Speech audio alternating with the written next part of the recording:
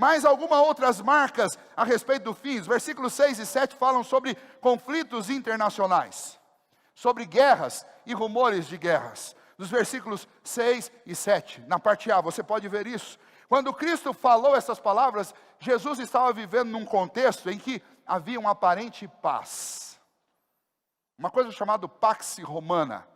Era uma paz proclamada ou autoproclamada pelo Império Romano, onde ele simplesmente extinguiu inimigos e, portanto, agora reina a paz. É todo mundo escravo nosso, vai estar todo mundo em paz.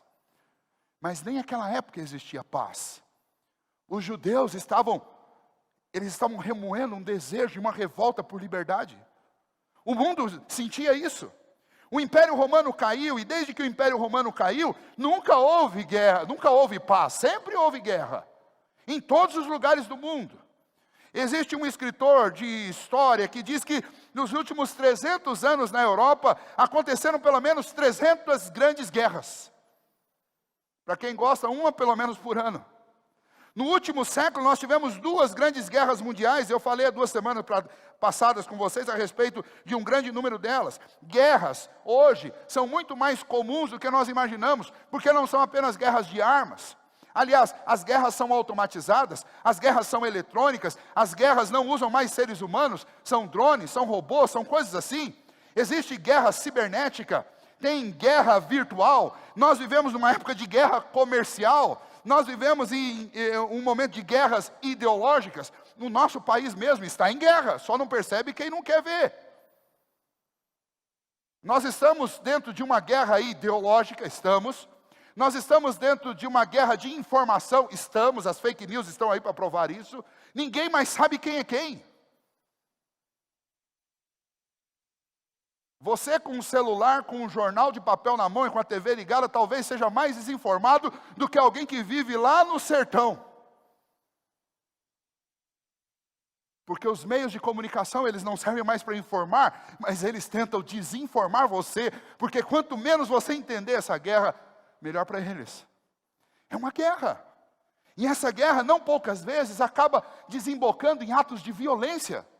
Isso está acontecendo. Jesus diz, essas coisas vão acontecer. É o tempo que nós estamos vivendo. São os últimos dias são assim. Não significa que Jesus vem amanhã, não é para a gente marcar uma data, mas é para a gente entender que o nosso tempo é esse. É o tempo em que a palavra do Evangelho alcança as nações, mas em contrapartida as nações se levantam contra o Evangelho. E se existe durante algum tempo uma paz, como nós desfrutamos no nosso país, durante muitas décadas para proclamar o Evangelho, é bom que a gente saiba, e é isso que Jesus está fazendo, essa paz não vai durar. Porque esse tempo que nós vivemos, os últimos dias, é um tempo de conflitos. E todos esses conflitos, eles têm um único foco no final das contas. O foco é fazer oposição a Cristo. É fechar as portas para o Evangelho, é impedir que o Evangelho alcance. Quando você mata através das guerras, não sobra ou não dá tempo para o Evangelho chegar lá. E esse é o ponto importante. Tudo isso vai trazer fome, doença, miséria, que são os sinais que Jesus aponta no versículo 7. Turbulência na natureza, eu já citei isso para vocês, mas essas coisas acontecem desde o princípio. Mas o que está acontecendo agora é um aumento extraordinário. E você talvez não saiba disso, ou às vezes a gente não para isso. Mas no primeiro século houve um grande hecatombe, que foi no ano 79 na cidade de Nápoles, especialmente com um vulcão chamado Vesúvio, que acabou com a cidade de Pompeia, destruiu. As pessoas foram pegas num momento de forma tão instantânea que a maioria alguns estavam dormindo, outros estavam comendo, alguns estavam em reuniões, outros estavam em teatros, todos eles foram completamente queimados, outros transformados em fóssil, instantaneamente por um vulcão. E aí a gente fica pensando, mas isso é coisa do passado, aconteceu no primeiro século. No primeiro século aconteceu mas de lá para cá os terremotos foram aumentando. Exemplos extraordinários: em 1755, em Lisboa, morreram 60 mil pessoas. Em 1783, na Calábria, morreram 30 mil pessoas. Em 1883, em Nápoles, novamente, através do Vesúvio, 12 mil pessoas. Em 1906, na Califórnia, destruindo completamente a cidade de São Francisco, ou quase completamente. Em 1908, no México. Em 1915, na Itália. 1920, na China. 1923, no Japão. Para resumir, no século XX foram 4.200 terremotos. Sabe o que é isso? Aí você fala, não, é porque lá no primeiro século ninguém marcava. Não, marcava sim. A questão é que a ira de Deus, ela está se manifestando sobre a terra. Depois nós vamos ler Apocalipse e estudar um pouco Apocalipse, talvez no ano que vem. Mas quando nós lemos do capítulo 5 de Apocalipse até o capítulo 19, nós vamos encontrar em cada um desses capítulos manifestações parciais da justiça de Deus, da ira de Deus. E em que período que Deus derrama a sua ira? No período das dores, no período dos últimos dias, nesse período que nós estamos vivendo.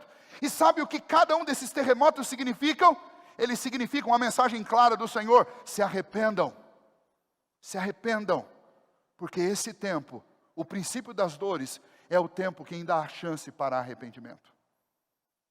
É isso que esses sinais todos significam. Esses sinais foram deixados pelo Senhor e eles avolumam para mostrar para uma civilização de quase 8 bilhões de pessoas que o tempo está se cumprindo.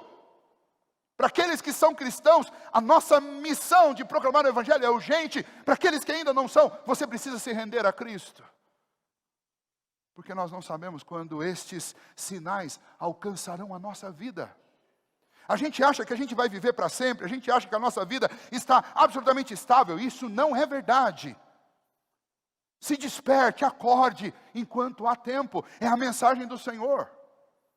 Quando nós lemos a respeito de uma torre de Siloé que cai, o Evangelho de Mateus narra isso no capítulo 17, cai uma torre, morre 18 pessoas, e os discípulos vão até Jesus e falam assim: Senhor, o que aqueles 18 galileus fizeram de errado para aquela torre desabar na cabeça deles? Sabe qual foi a resposta que Jesus deu?